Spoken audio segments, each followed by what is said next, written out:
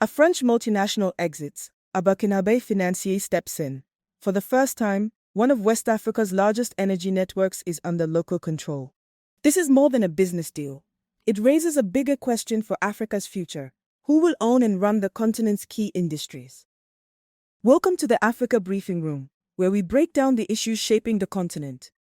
Today we examine how Coris Investment Group took over TotalEnergies' Burkina Faso operations. What happened, why it matters, and what it could mean for the balance of power in Francophone West Africa.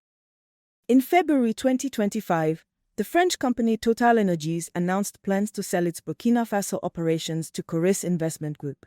The announcement came during a meeting in Ouagadougou between TotalEnergies' head of business development for West Africa and Burkina Faso's Minister of Trade.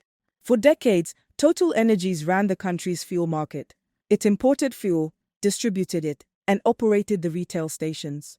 Coris Investment Group, founded in 2019 by Burkinabe financier Idrissa Nassa, had previously earned its reputation as a powerhouse in banking and insurance, but had not entered the energy sector until now. This move marks Coris's first major acquisition in energy, a sector widely regarded as the backbone of economic sovereignty.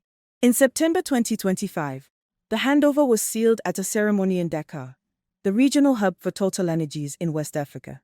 Idrissa Nessa, chairman and CEO of Coris Investment Group, signed the transfer papers, a symbolic moment which shifts control from Paris to Ouagadougou.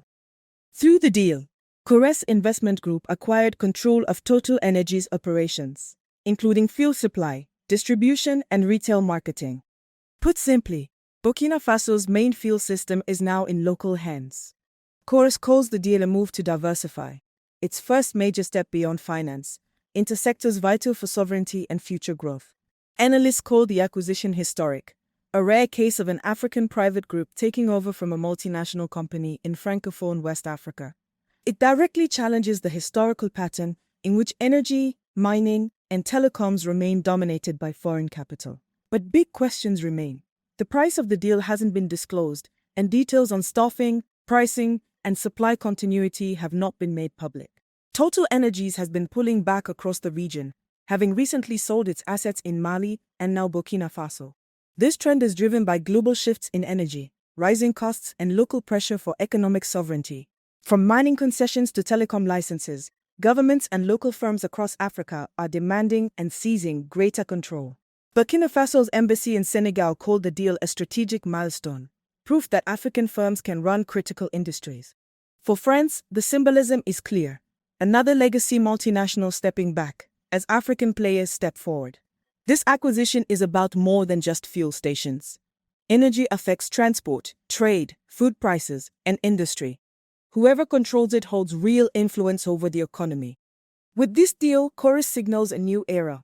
African conglomerates reclaiming key industries once dominated by foreign firms. But the challenge is steep.